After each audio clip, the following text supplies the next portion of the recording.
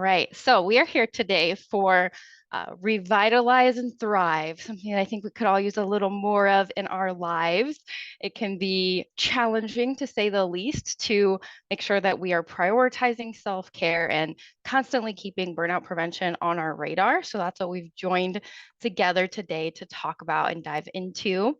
I'm also a burnout resilience coach for women, really just working with women one-to-one to help them work through stress management, burnout prevention, burnout recovery, self-care, prioritizing, boundaries, all of the things that come up when we talk about how do we take care of ourselves well and prevent burnout, because burnout is a huge and widespread problem, and that we're going to dive into that a little bit more. But you can see some of my credentials on the screen. What I really am excited here for is the fact that I have a personal experience with burnout. So the reason I like to do these events and the reason I'm working in this realm now is because I've personally experienced burnout. I experienced it in the occupational sense. So we are going to talk about some different kinds of burnout. It can show up in different settings. But when I burned out, it was occupational burnout. So it happened due to workplace stress. I saw a lot of the introductions in the chat were people that are in a helping field, the helping realm. And that's where I experienced my burnout. We have higher rates than typical of burnout within the healthcare field, within social work, because of the nature of the helping professions. We are showing up for other people. And so learning to prioritize ourselves within that can be extra challenging. So a little bit about my story. I burned out 6 months after I started in this field. So very quickly. And I had lived plenty of life before I started working in this field. I had managed in different settings. I had worked a variety of different places, had a lot of experience. I also had life experience that was really challenging. Grew up in poverty and had those financial constraints and traumatic experiences that tend to come along with that. So I thought I was pretty resilient coming into this field. I thought I had my degree. I knew what I needed to know. I was going to go out there and be part of the solution, part of the change.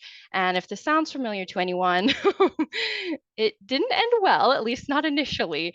I went into the field very idealistic and really hoping that I could see big changes really fast. And if I just worked hard enough, I could see the results I wanted in people. I could give them the resources they needed. I saw these huge gaps between what people were getting and what they really needed to thrive.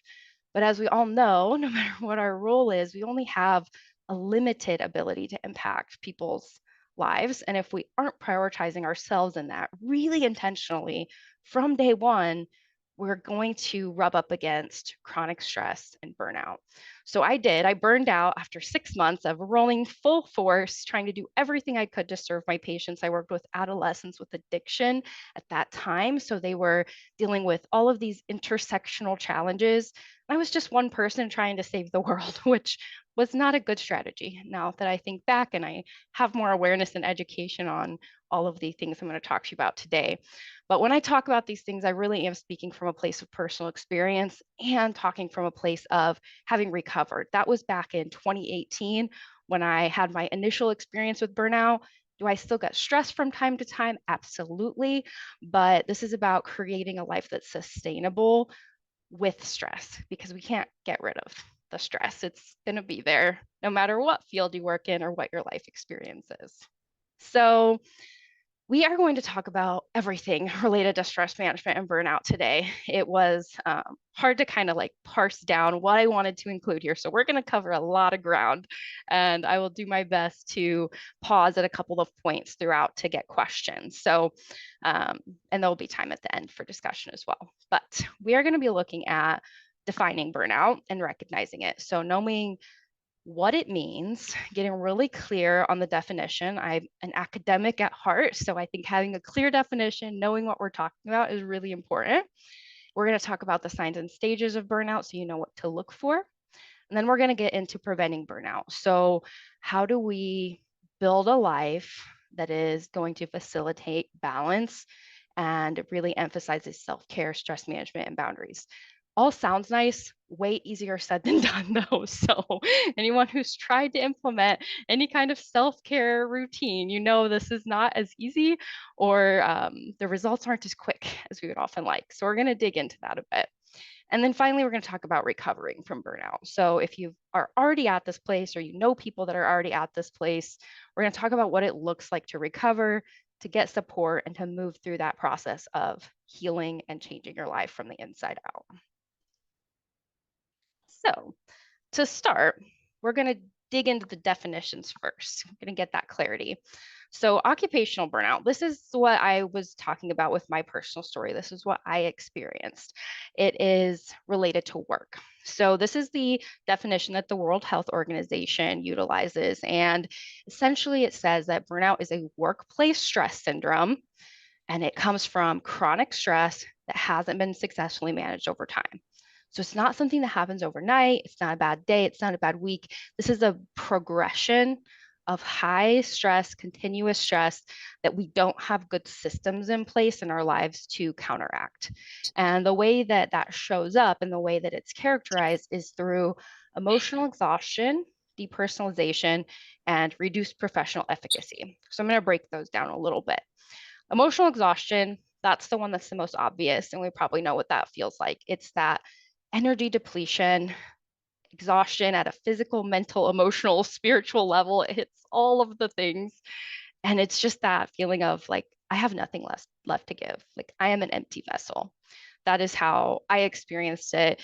And also, when we're seeing it with work, what happens is we don't have anything left to give at home. We might have a certain reserve of energy that we're able to commit to the people we're serving or to our workplace.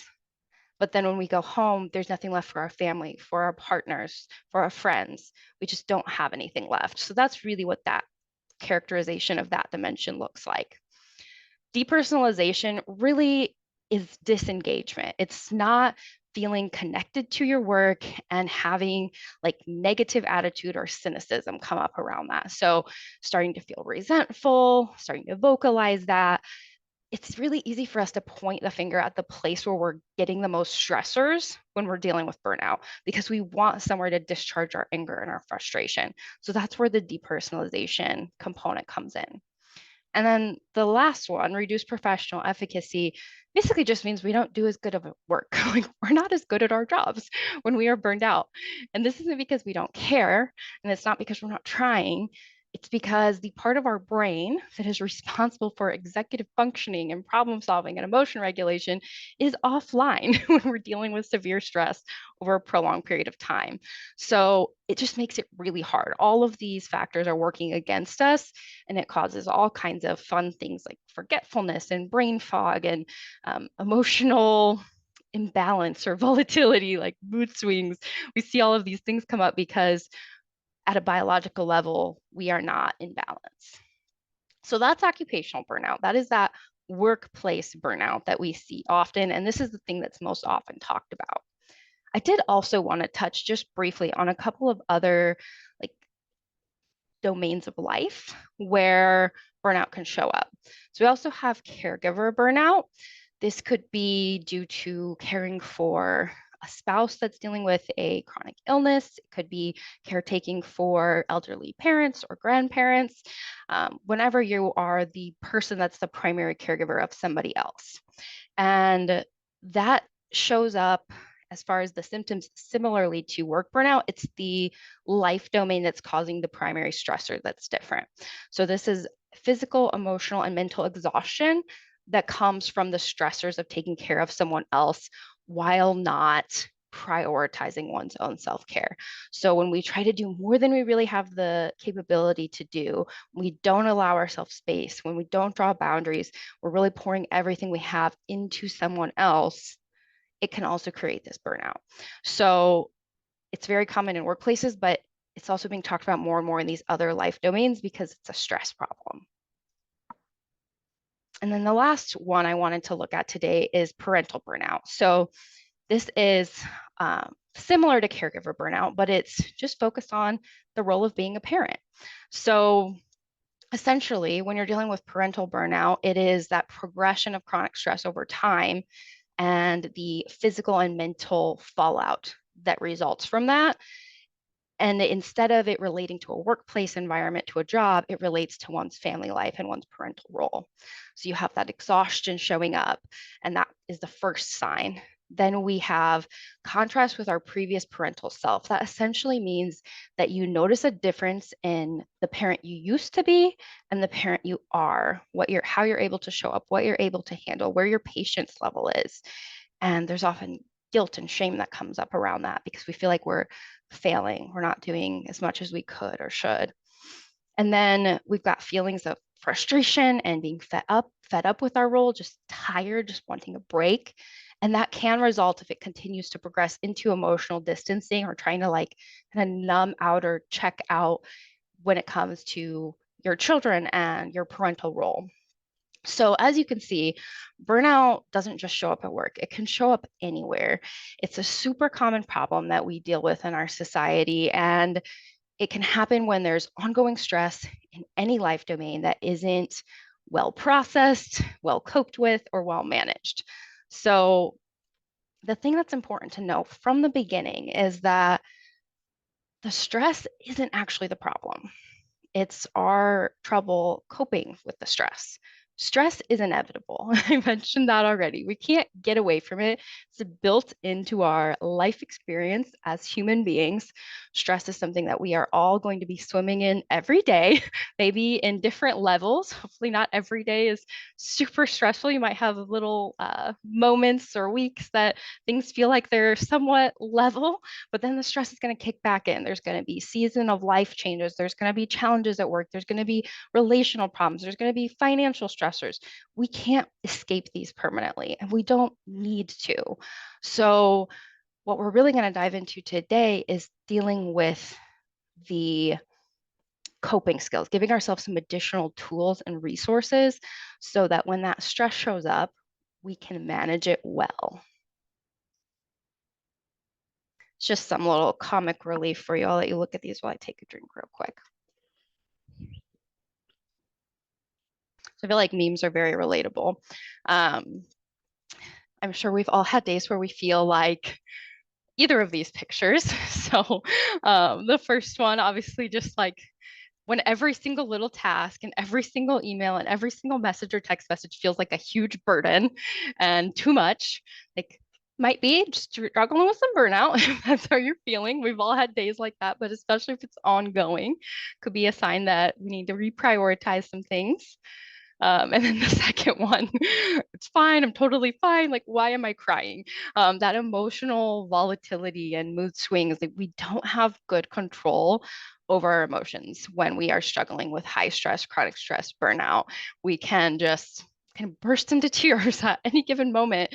And that's a coping mechanism of our body at a physical level, because when we cry, it actually helps us to reset our stress at a physical level. So there's some built-in body wisdom to that, but not super convenient, breaking down crying at random times. So now that we're really clear on the different kind of life domains, what it looks like, I want to talk about the signs. So these are things that you can experience for yourself or you could see in someone else when they are dealing with burnout. So on the physical side, we have a lot of very real health consequences when we're dealing with chronic stress and burnout, because stress is a biological event. It happens in our bodies and it creates all kinds of consequences.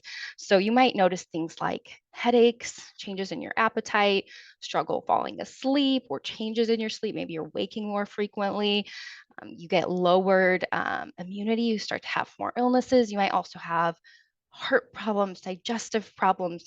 Very serious chronic illnesses can manifest from high stress if it's goes for a long enough time without being dealt with.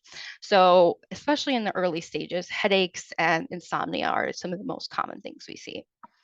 On the emotional side, we see things like self doubt, helplessness and hopelessness, frustration. You're fuse gets short, you're emotionally dysregulated. Irritability is a huge one. That's honestly one of the first signs for most people when their patience tolerance changes and they become more irritable about stuff easier. That's a good sign that you're dealing with some buildup of stress. You feel lonely, disconnected, cynical, your motivation drops. You might even struggle with some like meaninglessness, like, is it even worth it? What am I even doing? What is life even? You might go into some existential questioning. I know when I struggled with my burnout, I definitely felt that it was like, am I even making a difference? Is like, can we even really impact society when stuff is such a mess? We're dealing with so many things that are working against us. And those thoughts can really become overwhelming when you're in burnout. It becomes hard to hold on to the hope. On the behavioral side, we see things like withdrawing from our responsibilities and struggling meeting our expectations. We might isolate from others. You might notice confusion, brain fog, absenteeism if it's related to work, procrastinating, unhealthy coping. So anything that would not be something that's going to really nourish you. This could be binge watching television for 10 hours on the weekend because you just physically and mentally can't do anything else. It could be struggling with substances. That could be things like alcohol or illicit drugs, or it could be like sleeping medication, you relying on that because you have such bad insomnia. Um, it could be a lot of different things. It's anything that we're using to try to deal with the stress that's not actually dealing with the stress. It's like escapism rather than healthy coping. We see a lot of tardiness and then really those voicing the negative thoughts. So when work environments, especially, you're going to, when you see somebody that maybe was previously like a positive affect and enjoyed their work and is now becoming increasingly negative and voicing that in increasingly inappropriate settings, they're probably struggling with some burnout, especially if it's out of character for them. This is one of those signs of stress when we have been dealing with the resentment and all of these emotional side effects on the inside, it starts showing up in the ways that we're behaving with other people on the outside. So these are important to be watching for people. If you are working in a helping space, maybe you're not currently dealing with burnout, but other people around you might be. Looking at the behavioral side can help us to see those things are showing up. And if you're in like a supervisor type of role, a lot of times we will move to disciplinary actions when we see these things. People are suddenly not showing up for work. They're being really negative and they're impacting the culture. They're tardy all the time. They're not getting their tasks done. So it's really a challenge to check when that's happening and see, is this because they don't care, or is this because they're dealing with an unhealthy amount of stress and they are burning out and we need to have a different type of intervention? There's also some things that make some people more vulnerable to burnout, and those can be both on the behavioral side and on the internal side with our thoughts and beliefs. So I have some examples here on the thoughts and beliefs side of the slide. This is really focusing on our core beliefs or our repetitive thoughts that we have that cause um, the stress cycle to begin. So, or cause us to chase things and engage in behaviors that might continue to add to our stress or create unrealistic expectations of ourselves. So, those are just some examples. There's plenty of these. We can all learn to identify those in ourselves, but thinking things like success is the key to happiness. So then we chase success forever, but we never actually reach it because success is a moving target. And that might make it so that we aren't prioritizing things like rest and nourishment. If we believe that asking for help is a sign of weakness, we might be less likely to reach out for that support when we need it. If we believe that work is supposed to be hard, it will probably feel very hard. If we have perfectionistic thoughts or think that we aren't enough or can't do enough, or my favorite, there's not enough time. That was one that I definitely fell into. Like, I'm not taking good care of myself because there's not enough time to take good care of myself. It would be great in a perfect world if I had an abundance of time to do self care. Not a reality. There's never going to be enough time, though. Like, that's a shift we have to make within ourselves to prioritize the things that matter. And we have to identify these thoughts and beliefs when they come up in us and try to intentionally shift them. On the behavioral side, they really connect with the thoughts and beliefs. These are the things that we do when we're having these thoughts and beliefs. So, struggle drawing boundaries, saying yes to everything and overcommitting, neglecting our physical health, being overly perfectionistic, taking like a ridiculous amount of time to do basic tasks because we want them to be up to a level that's impossible to reach. Um, People pleasing behaviors. You don't want anyone to be upset with you or not like you. All of those kinds of things make us more vulnerable to burnout because they make us prone to neglecting ourselves. So it's just important to kind of keep these in mind as we're going through this today, that there are some internal things that we can work on to kind of shift our mindset. All right, so we're going to dive into the stages of burnout. This is specifically for employee burnout. So if you're struggling with it at an occupational level, there are similar progressions and stages that happen when you're dealing with it in other life domains. You just have to change the context in which these things are taking place. So just keep that in mind as I'm going through these. So the first stage of employee burnout, and I think it's important before I dive in too deep to understand these progressions, because a lot of times at the early stages, we don't realize that's where we're heading. So this is really to help us increase our awareness so that we know what the progression looks like in ourselves and others and can intervene sooner. But the honeymoon stage, just like with any honeymoon stage, is kind of the absence of the negative thing that we don't want, right? We are very engaged, very energized, very optimistic. We're feeling satisfied with our life, our work, feeling creative. The juices are flowing. This tends to happen either when you get into a new role or when you are in a new life stage or new environment. So you might be changing jobs entirely, or you might just have an exciting new project or responsibility, something that gets you jazzed up. Kind of go back into this honeymoon stage periodically.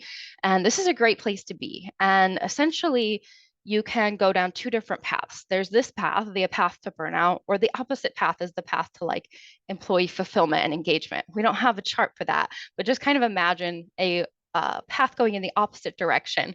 You could take either road from the honeymoon stage. So during the honeymoon stage, something that can happen that can contribute to burnout is that when we have this surge of energy and creativity, we can start to move our priorities around in a way that's not healthy long term. It feels sustainable in the moment because we have all this extra energy. That extra energy doesn't last though, and we're creating habits that will either make or break our emotional health in the long run. So when you have all of that extra energy and creativity and innovation, it's about intervening early, putting in healthy habits and routines to prevent burnout when the stress does come, because it doesn't last forever. The stress is going to kick in at some point, and if you have healthy habits, those are going to protect you from progressing. But if you don't take the time to put those in place because you feel like you have all of the energy you need, then you're going to set yourself up to go down this path. So the second stage is the onset of stress. So essentially, I like to think of this as like taking off the rose-colored glasses. We suddenly see that things like maybe aren't as perfect as we thought they were. This can be a little bit harder than we thought. We've got more barriers. The stressors are starting to kick in. We might notice a like small decrease in our productivity. Might not feel as engaged with other people personally or at work. We might continue to neglect ourselves and we start to see some irritability. But at this point, the symptoms are really subtle. And a lot of people will ignore stress at stage 2 because they're like, it's just a bad day. It's just a bad week. It's just a bad month. Okay, like the time frame gets longer and longer, and it's normal to have days where you feel more irritable. The key is to notice that irritability, notice the way that you're maybe withdrawing from people or whatever your personal indicators are very early on, and intervene. Because what a lot of people do is they just think it will pass on its own without intervention, and they like white knuckle it through. And that's when we go to stage 3, which is chronic stress. So at that point, the stress has been going on for a while, and it's starting to have really serious consequences on our health and our mental and emotional state. So that's where we start to see things like absenteeism and that resentfulness, maybe even some like aggressive behavior. It doesn't have to be physical. That could just be like snapping and becoming more like verbally volatile. The exhaustion kicks in during stage 3, and we start to have some very real health consequences. So cardiovascular symptoms is one of the first things that happens because of the way that stress impacts our body, causes our heart rate to increase, causes our blood pressure to increase. All of that contributes to what we're seeing in stage 3. During both stage 2 and 3, you might see things like headaches and stuff coming up too. Those kind of minor clues that stuff's going on, but you might may or may not take it seriously, especially some people are just kind of prone to headaches. So really paying attention and knowing your body and what your baseline is important here. Now, stage 3 is where more people will start to notice there's a problem. They might start to intervene, utilize resources, let supervisors or colleagues or friends or family know, because the consequences are more real at this point. But not everybody does. Not everybody tries to dial this back. Sometimes there's still that mentality that we just need to persevere and push through. And some of that's like built into our society, that mentality of like, just white knuckle it and go full speed ahead, no matter how tired you're feeling. And when you do that, that's when you really set yourself up to burnout. So stage 4 is considered like the crisis stage of burnout. That's where we see all of those symptoms that we already talked about. That's where we see all of those key characteristics that were in the definition we looked at early on. And we're having consequences both at work and outside of work at this point. Our personal relationships are negatively impacted. We've become really mentally preoccupied with the things that are stressing us out. Start to have digestive issues. We have more pronounced escapist behavior. And, Jackie mentioned that it's like sometimes we do these things without realizing, kind of reflexively, like scrolling on social media or binge watching. And there's a way to engage with these types of behaviors that's healthy and conscious. And then there's a way that we engage with them that we aren't really realizing what we're doing. We're just like mentally checking out. And so I'm not saying I never binge watch a Netflix show. I definitely do, but I do it knowing full well it's not good for me. Every now and then it's enjoyable. So you just have to be aware. Obviously, in burnout, if people have already struggled with substance use or have a predisposition to that, that can come up because that's an indicator that you don't have other skills to utilize in your toolbox to cope with the stress. And it's very overwhelming at this point. It feels very hopeless and hard. So people turn wherever they can to get some relief when you're in stage 4. You would think that most people would address burnout at stage 4. That's where I got, and it was quite miserable.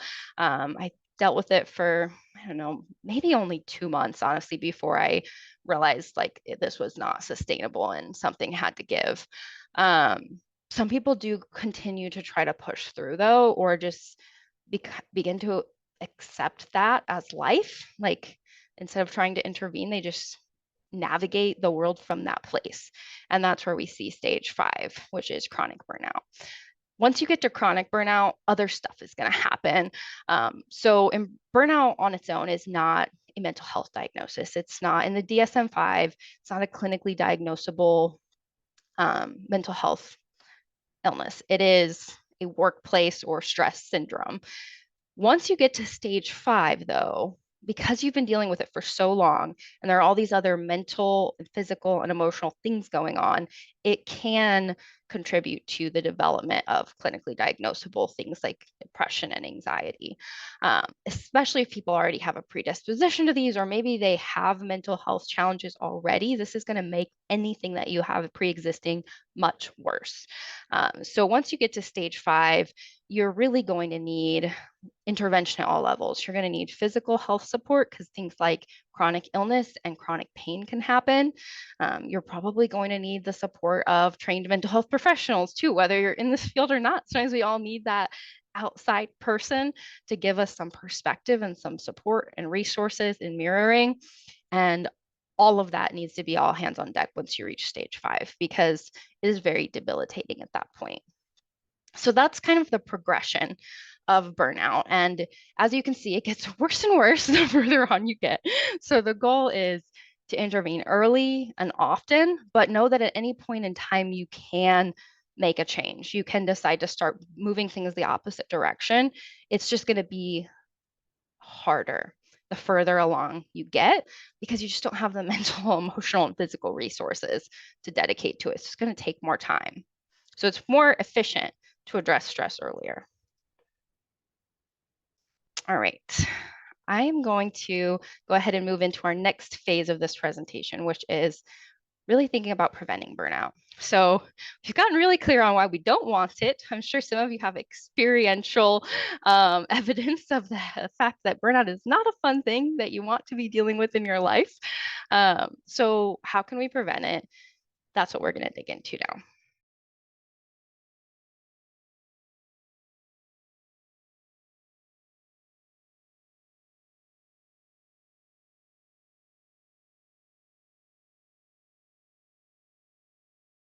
We're going to talk a little bit about what the heck self-care is. And it sounds like we have a good grasp of it in this group, which is amazing. And I think probably some of the different jobs that I saw in the chat is a big part of that, because when you work in helping fields, you tend to be more educated on what this is and more intentional out of pure necessity. So it's a great starting point. But self-care is more complex and more challenging than we often give it credit for. So there are a couple different parts to self-care that I want to unpack. First off, self-care can be about doing things on a consistent basis that are good for us. It can be about the action. It can be about making sure that we're spending time with the people that those relationships are like very important to us. It can be making sure that we're prioritizing time for physical activity, building those things into our routine that really allow us to take control and take action. It's really not about being reactive. So sometimes we wait until we're stressed to do the thing, like, oh my gosh, I'm so overwhelmed, I'm so stressed, I had so many meetings, or there's 1,000 fires I have to put out. I need to do some self-care. Probably needed to do self-care 2 weeks ago. So really trying to build self-care into your life is an important differentiation that we need to make. It's about showing up for yourself consistently, honoring your needs, and prioritizing wellness before you get to that point. We can respond to it when it happens, when the stressors do build up. Of course, they're going to be hard weeks, but the more that we build in preventatively, the better off we are going to be. Another important thing to keep note of, though, is that self-care really requires a community. It's hard for us to take care of ourselves when we don't have support. Think of this in terms of like family life. If you have little ones at home and you're trying to make time to take care of yourself, you probably need the support of other adults in your life, maybe your partner or your parents or your siblings or friends, to help offset some of those parental responsibilities, because you're being pulled in all directions at all time. So self-care can be harder when we don't have that support or when we aren't willing to ask for it and make sure that we know that it's okay and it doesn't need to be eliciting that guilt. Um, if we don't have support of our family members when it comes to going to bed at an early time, it might be really hard to get to bed. If we're trying to get certain physical activity milestones in, we might need to do that all together. It might mean family walks after dinner so that you still have that family time, but you're also getting that physical activity. But when we don't have the support and we haven't communicated fully what we need to the people around us, that really prevents us from taking the action that we need to. And I don't think that's talked about enough. When we're really operating in isolation, it's very hard to prioritize integrating those actions that we need to. Another part of this is balance and boundaries. We're going to dig into boundaries a little bit more, so I won't get too deep into it here, but essentially drawing those lines with people and with activities and with work so that we can say yes to the things that actually matter. It's not just about saying no, it's about saying no enough that we have space to have a meaningful yeses, yeses that actually move us in the direction of our values and what matters to us in our lives. And I talk a lot about balance in my work in general. This doesn't mean having like the perfectly weighted scales where everything is equally distributed. Balance is really like a moving, fluid thing when we're talking about balance in our lives, because some weeks are going to look different than others. Some days are going to look different than others. Some seasons of life are going to look different and require and demand different things of us. It's really about being able to adapt to what we're currently dealing with in our environment in a way that is healthy and responsive, as well as proactive to whatever is going on around us. So, creating a life of balance isn't about perfect balance and everything being equally divided. It's about finding a rhythm to your life that is meaningful and helpful and nourishing. The last thing about self care that I wanted to talk about is that I shouldn't say last thing, there's a couple more slides on self care. But the last thing when it comes to these different areas of focus is that self care is what we do, and it is the boundaries we draw, and it is the relationships we're in, but it's also something deeper than that. It's something internal. I recently read the book Real Self Care, which I highly recommend if anybody is a reader that is watching. This is a great book, and she defined self care a little differently than I had seen other places, and I really appreciated that. So, in her book, she talks about self care being an internal process that involves making difficult decisions in the short term that are going to pay off tenfold in the long run and show up as a life built around the relationships and activities that matter most. So, this really centers self care in our internal world, into our decision making process. When we have to have hard conversations with people, when we have to say no, when we have to draw a boundary, those things are not easy to do in the short term. Those things are hard. Some of those conversations might even negatively impact relationships temporarily. Sometimes it can take some bouncing back from if other people aren't ready to honor us where we're at in our boundaries or what we're needing.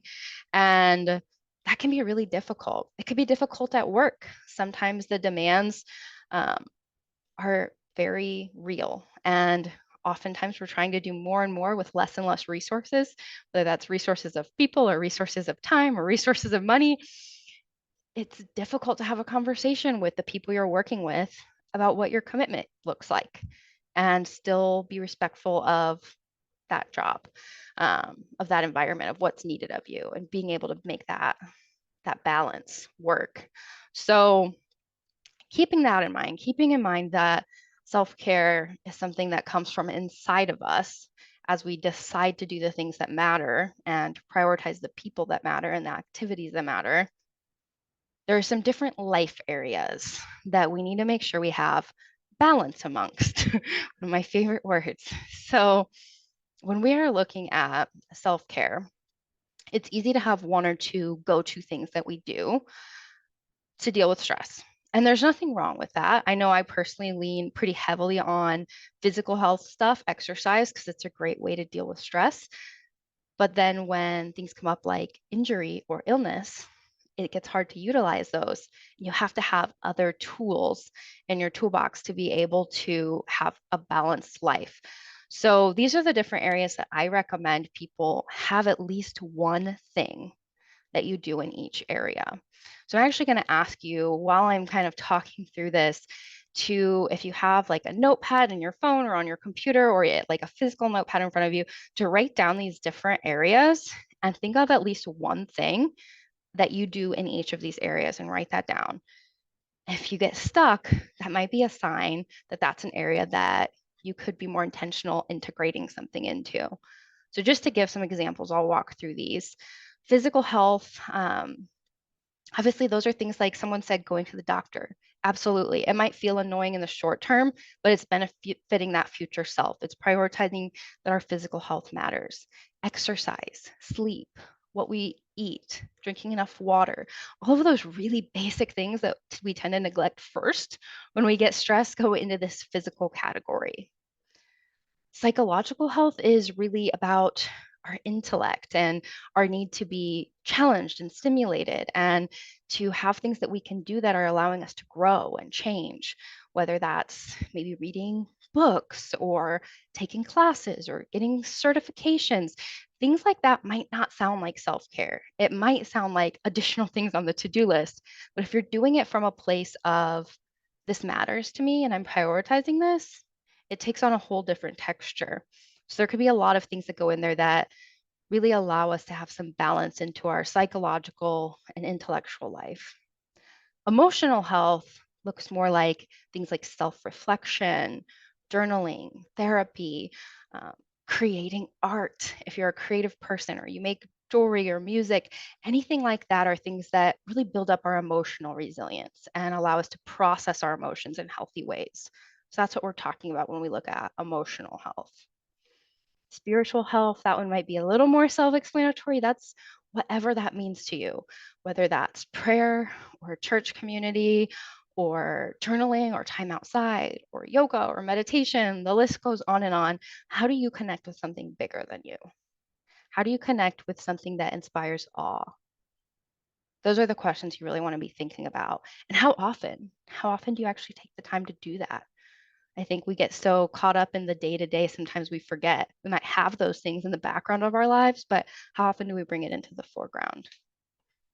Personal and relational, that's that prioritizing of the people that matter, of the relationships that matter, and of doing it in a healthy and boundaried way. On the professional and educational side, that could be things like time management. It could be things like progressing in our education or setting work or school goals that matter to us. Again, some of this might not seem like your traditional self care, but these self care, when we're thinking about it as an internal process of decision making, it's really about moving towards what matters, moving towards what we value, what we want to have more of in our life. So if we have these goals, prioritizing time for that is part of this. We're going to move on and talk a little bit about stress. So I've mentioned multiple times that stress is a physical phenomenon, right? So we need to just get clear on the difference between stressors and stress. Stressors are the things that cause the stress. So that could be thoughts, that could be beliefs, or that could be things in our environment, an argument with a partner or a frustrating person. Maybe they're not a frustrating person, but they're whatever they're bringing to us is a frustrating matter. That could be an environmental stressor. If you're in the helping field, it could be dealing with crises at work. It could just be the never-ending to-do list.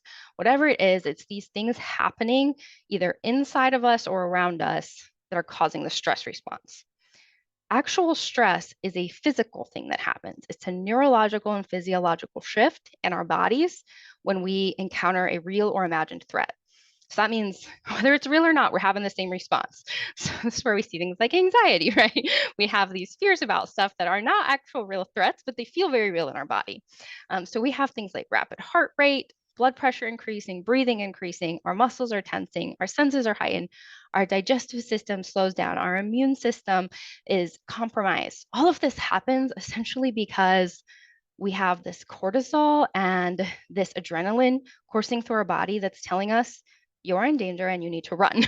So if you're not able to run, it feels very like tolling and taxing on the body. And we will continue to respond in this way until something happens to signal to our bodies that we are safe again. And it has to happen at a physical level, because if our bodies continue to think we're not safe, so we're constantly having thoughts that are stressing us out, we're constantly in environments that are stressing us out, our body just keeps on preparing us to run. And that's not sustainable for our bodies in the long run. That's why we get so exhausted when we're dealing with chronic stress and burnout. So we really want to complete the cycle. This is a key part of stress management, is giving a physical sign to our bodies that we are safe so that we can return to a physiological baseline and deal with whatever's in front of us from that place. Because when we are at this heightened physiological place, it is nearly impossible to do things that are healthy and helpful for us. So there are a few ways that you can do this that are particularly effective, and these are all evidence-based. This is actually from a book called Burnout, The Secret to Unlocking the Stress Cycle, another great read for anybody who's interested. But the single most effective thing you can do is physical activity. That could be standing at a standing desk, which is what I'm doing as I'm presenting. I need to have movement in my day, even if it's meetings all day. So being able to stand or walk on my walking pad could be little things like that. Just getting up, stretching, walking around the office, doing 2 or 3 minutes of chair yoga. Like it could be a variety of things. It doesn't have to be a long time. But I will say that the more stressed you are, the more intense the physical activity that is required. So the higher you get in your stress response, the more physical activity you'll need. Like a walk might not do it if you've just been dealing with crises all day. You might need to take a run or do some weightlifting or some jumping jacks.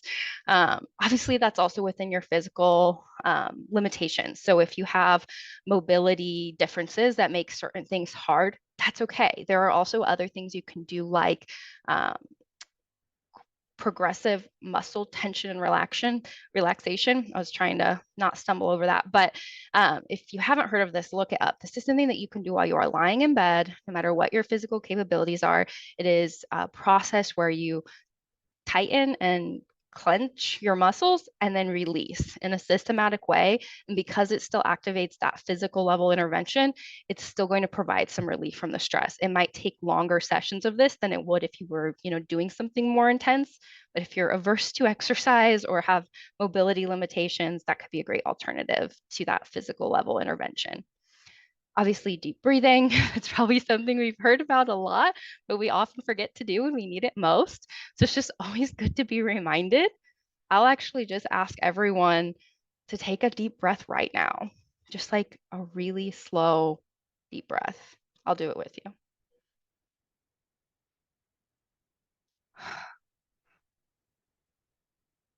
Yeah, it's a huge difference. It's a huge and immediate physiological shift when we actually take deep breaths.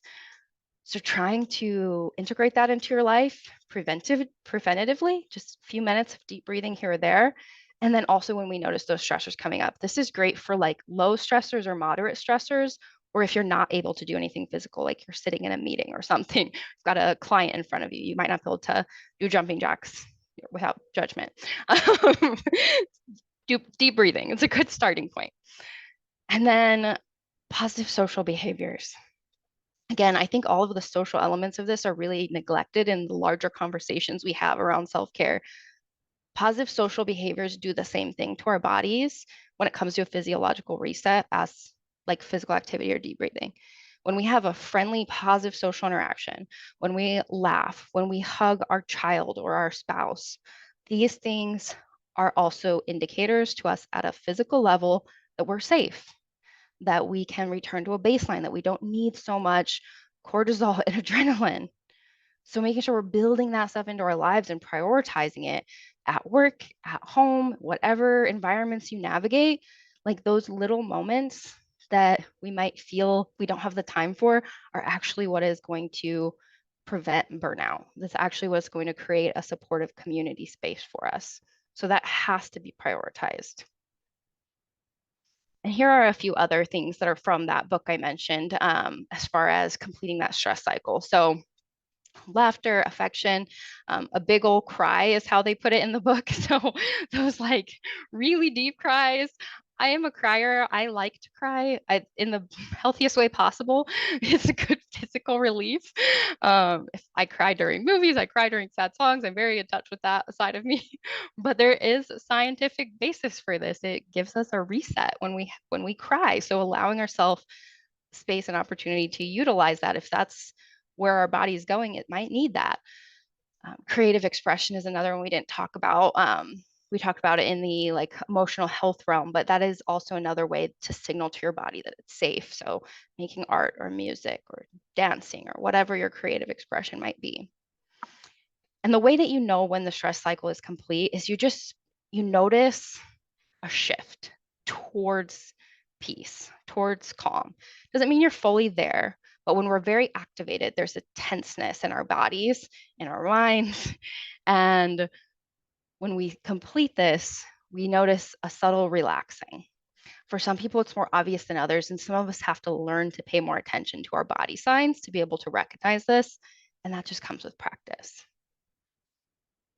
Okay, so we're going to talk about boundaries a little bit, and then we're going to dive into how we prevent burnout if we're already there, or how we recover from burnout if we're already there. So boundaries are an important part of preventing burnout and recovering from burnout. So essentially, these are the rules and guidelines that define our limits and expectations in our lives. One definition I came across, which I can't for the life of me remember who said it, but they said boundaries are the space at which I can love you and me simultaneously. And that always stuck with me because that's really what a boundary is. It is a space where we are honoring ourselves and what we need and really offering that self love, that self care, that self compassion, and offering that caring to the people around us in the world. This isn't about being so selfish with our time and energy that we don't contribute to others. It's about finding that space for you that you are also loving yourself while you're doing that. So this is really what boundaries are. And there's a lot of different definitions I grabbed to just kind of show the diversity of how we think about boundaries. And if you Google boundaries definitions, there's so many different things that come up.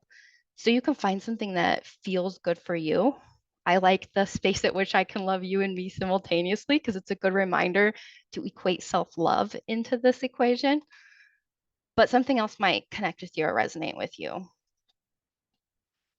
Now, boundaries sound great, but a lot of us actually struggle with really drawing them. And here's some reasons why. So, in general, we don't like saying no. Maybe some of us do. And if you're to that point, like, applause to you.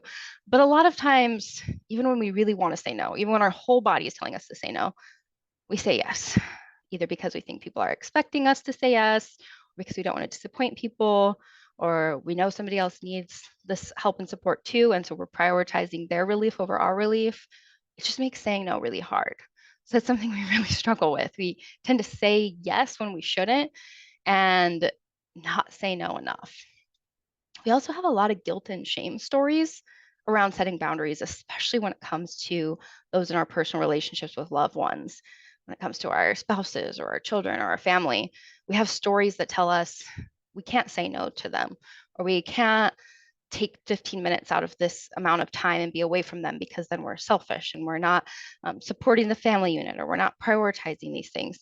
And yes, that time with the people around us do matter and is important.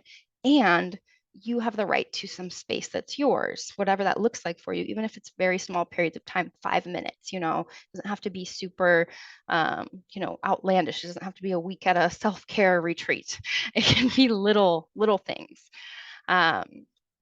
So really dealing with those guilt and shame stories when they come up is part of kind of working through this. We also struggle with putting ourselves first. We don't want to be seen as selfish, or maybe it's part of our personal mission to help others. That was a big thing for me. Like, my life mission is to help others. I didn't equate what that looked like for me into that scenario. It was just help others, regardless the expense. We have to learn to factor ourselves in so that it's sustainable to help others if that's part of it. But that identity piece where we really see ourselves as a helper can get in the way. It can make it hard. We could be afraid of rejection or consequences. Drawing boundaries isn't without consequence, both positive and negative. Sometimes it does cause real consequences, and we have to be ready for that. We have to be brave enough to face that and to work through them with people if that comes up when we try to draw a boundary. Sometimes we just don't know how to communicate it. We don't know where to start, or we just feel like we should ignore them because the people around us or the societal norms or the workplace norms are countering what we believe we need or what we want. But we have to learn to move through all of those barriers, all of the reasons we don't draw boundaries, because we absolutely need them, especially if you're trying to build a life of balance and care and self-love. This is a non-negotiable. This is something we have to learn how to do. They protect our emotional space. They prevent stress, burnout, resentment. Honestly, boundaries are probably the kindest and most loving thing you can do for someone else, because when you fail to draw boundaries, whether that's at work or in personal relationships, the resentment comes in strong, and that erodes those relationships over time. So when we draw the boundaries up front, we give ourselves an opportunity to actually have health and sustainability in those different circumstances. They protect our time. They keep us from feeling like we're responsible for the world like I did when I was young and fresh out of college. They give us better relationships, and they help us have a strong sense of who we are. We have to know where other people end and where we begin, and what we stand for and what matters to us. And we can lose some of that when we get so wrapped up in other people or in our work. So if you're not sure where to start, if you know this is something you struggle with, here's a few ideas. You could just start to evaluate where your current boundaries are. What boundaries have you set? What is and isn't acceptable in your life and from the people around you and from your work? Reflect on your feelings in different environments with different people. Start communicating your boundaries. Sometimes we think other people would just know what we want. They don't. We have to tell them. And just practice saying no, to be honest. The next time somebody asks you something, take a second to pause and ask yourself, is this really something I have the capacity to commit to? Is this really something I want to commit to? Or is this going to fuel some resentment and frustration? And then say no if it's the latter. Right. So now that we've talked about preventing burnout, we are going to dive into recovering. And this section is a little bit shorter because a lot of the stuff as far as treating burnout and recovering from burnout is very similar to preventing. The same things help us in both realms. It's just we're in a different place when we're dealing with it. So if we're already burned out, there are some things that you need to do. You need to be honest with yourself about where you're at, what burnout looks like, and what your warning signs are and your stress level is. So just really taking the time to do some self-reflection and be brutally honest with yourself and the people around you. And these are from Brene Brown. I don't know if anyone else is familiar, but she's my hero. So I have read everything she's ever written and watched every single piece of video content she's put out. If you don't know her, you should. Just my personal opinion, but it's a very strong opinion. Um, the next thing you need to do is just set those boundaries. So we just talked about this. I'm not going to continue to elaborate on that, but you know that if I say it more than once today, it's because of how important it is and how much we struggle with doing these things. So actually prioritizing those boundaries and just daring to create space for yourself. Like being brave enough to say, this time is mine. These are the things I want. I have the right to move forward towards these things. We so often prevent ourselves from what we really want and need, so we have to be brave enough to actually make that space in our lives, because it's not going to happen by accident. It's not going to happen when we retire. It's not going to happen when we get a different job. We like to set all of these things like when the kids are grown or when I get a promotion or when I retire, then I'll have time. But other stuff's going to fill that time. You have to be intentional in creating that space for yourself now. So when you're managing your burnout, when you're dealing with it, there are some different areas that you can focus on to start. So obviously that stress management piece, you've got to complete the cycle. You got to work through the stress, got to address it at a physical level. So other things that are helpful are time management and energy management. So time management can look different for different people. What works for some people doesn't work for other people. I like to do time blocking. I know some people that absolutely despise time blocking. It would cause more stress for them than anything else. So it's about finding something that works for you to help you prioritize your time and your tasks. It's about saying no to multitasking because it doesn't actually work. It creates more stress. And having a backup plan for when everything goes wrong. Because when you get into time management and you try to plan everything out, you're going to learn really quickly that life doesn't usually like stick to our plans. So you also have to know how you're going to cope with it when your schedule like goes up in flames. And then the last one is energy management. And this is one we don't talk about as much. I've noticed in this kind of self-care, self-help realm. And that's really about building in time for rest and recovery to restore that energy, and also being cognizant of your natural ebbs and flows of energy. So, are you somebody that really struggles in the morning? If so, don't torture yourself by putting really mentally exhausting things first thing in the morning. If you are somebody that has an afternoon slump, maybe you don't put your most important meetings at that time or your most intense patients at that time. Maybe you build in a walk before that typical slump. It's about listening to your natural rhythms and flows and then building into your life ways to manage and restore that energy as you go so that you're working with those natural flows rather than against them. Because when we set weird expectations for ourselves, especially when you get just into time management without energy management and you think, well, if I just, fill up my whole schedule with everything I need to do by the end of the day, it will be done.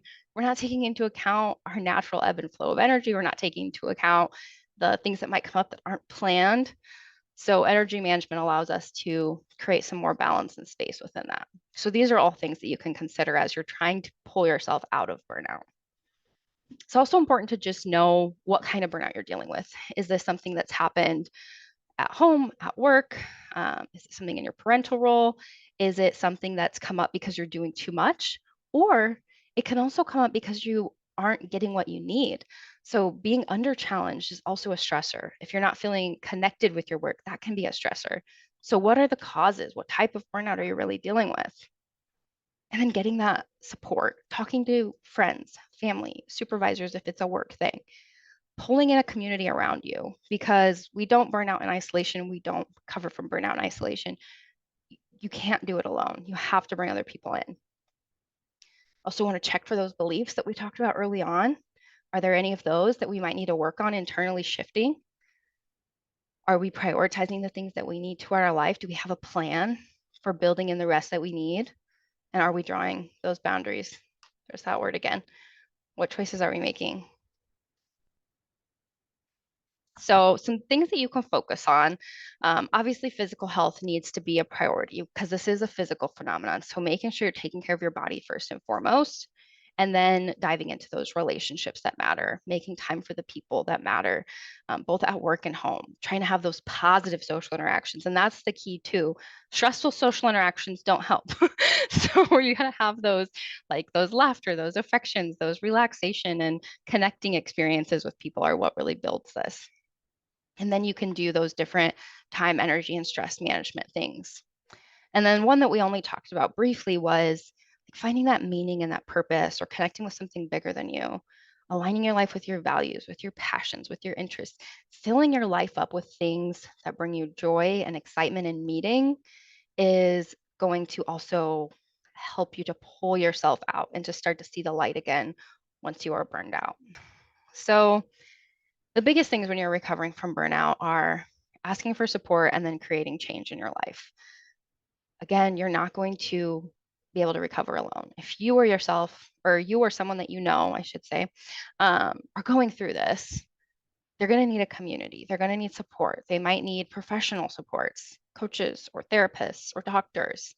So making sure that we're asking for that, and if we see other people going through that, we're offering that, that we're extending that within our own boundaries, of course. And knowing that it's going to need, like, things are going to need to change. The things that got you to this point aren't going to get you out. So you have to reinvent your habits, your routines, your thoughts, your beliefs, your behaviors. All of these things have to shift towards self-love, self-compassion, and self-care to actually keep the momentum going. It has to be change across the board. And that's hard. We are resistant to change. We will often stay in stressful situations for a long time just because the change is so uncomfortable, but it's worth it. It's something we need to prioritize. So the last thing that we're going to do today is just a 5-minute self-compassion practice. So this is just a guided meditation, and it's really geared towards stress management and burnout recovery. It's very brief, and it's just going to give us a second at the end of our time together before we jump into some questions to actually practice some self-compassion, because that's a necessary, non-negotiable component of this. If we don't have that self-love, that self-compassion, all the rest is really hard. So I'm going to go ahead and play this, and you can just follow along for 5 minutes. Then when we come back, we'll wrap up and do some Q&A. Welcome to this 5-minute self-compassion meditation practice. Today we will focus on finding presence, cultivating self-compassion, and nurturing a sense of self-love. This practice is designed to support individuals who are struggling with stress, potentially burnout. Begin by finding a comfortable position, either sitting or lying down, ensuring that your body feels supported and relaxed. Shift and move as you need to get comfortable. And then allow your eyes to gently close, or if you prefer, you can keep a soft gaze towards the floor. And take a deep breath in. And as you exhale, let go of any tension or stress you might be holding on to. Bring your attention to the sensations in your body. Notice the weight of your body against the chair or the floor. Feel the gentle rise and fall of your chest with each breath. Take a moment to acknowledge any areas of discomfort, tightness, or tension in your body. continue to breathe, bring your awareness to the present moment. Let go of any thoughts about the past or worries about the future. This is your time to be fully present with yourself. I invite you to place one hand over your heart and feel the warmth of your hand against your body. Breathe in and allow this simple act to symbolize the connection and care you're about to offer yourself. Take a moment and acknowledge the challenges you've faced and the weight you've been carrying. Recognize that you are doing the best you can, and it's okay to feel overwhelmed at times. It's normal. Offer yourself the following words of self-compassion by repeating them silently after me. I acknowledge my struggles and challenges. I recognize that I am doing the best I can. I am deserving of love, care, and compassion. I am worthy of self-acceptance. I am already enough. Allow these words to resonate within you and embrace the truth that you are deserving of compassion and self-love. Take another deep breath, and as you exhale, release any self-criticism or judgment that you may be holding on to. Release thoughts that you're not enough, that you haven't done enough, that it's too much. Bring your attention to your breath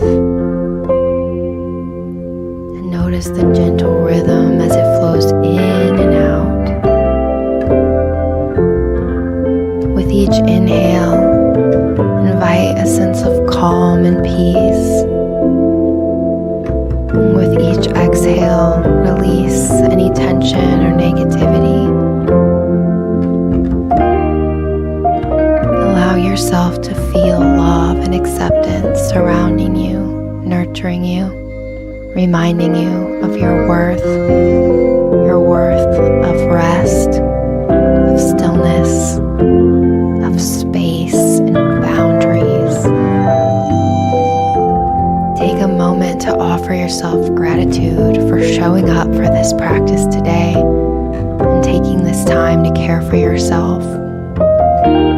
You are so important, and your well-being matters. As you continue to breathe, allow your breath to fall into a natural rhythm. Begin to wiggle your fingers and toes. Allow gentle movement to return to your body. When you feel ready, open your eyes. Take a moment to reorient yourself to your surroundings. Take another deep breath and remember that self-compassion is a practice. You have to return to this again and again. And whenever you find yourself facing stress or starting to burn out, you can come back to this space of presence and self-love. You can remember that you are worthy of compassion and that you have the strength you need to navigate the challenges that come your way. It's always good to actually take a minute doing some self-care when we do these types of educational things. I think some of us can intellectualize what this means a little easier than actually practicing it. I am one of those people. I could talk about it and study it, but to actually make myself do the thing is a little harder. So hopefully that was useful for some of you. Just have a brief break within your day. As we wrap up, I always encourage people to reflect, because we can go to all these trainings and read all of these books, but if we're not actually figuring out what makes it useful for us, it tends to get forgotten as soon as we end it. So just take a moment and think about what was something that was useful from today, something that came up in you, or something that we went through together that maybe changed your perspective or was helpful or a good reminder. And what is one change that you can make to start to reduce your stress levels? Because no matter where you're at, even if you're like only on like stage 2, or maybe you're even still on the honeymoon stage, you can still do things. We can still be better, and we can still prioritize ourselves more intentionally. So what's one thing that you can do? Whether you write that down or you just take a minute to think on that, that's up to you. I always encourage writing stuff down, but some people just like to mentally process it.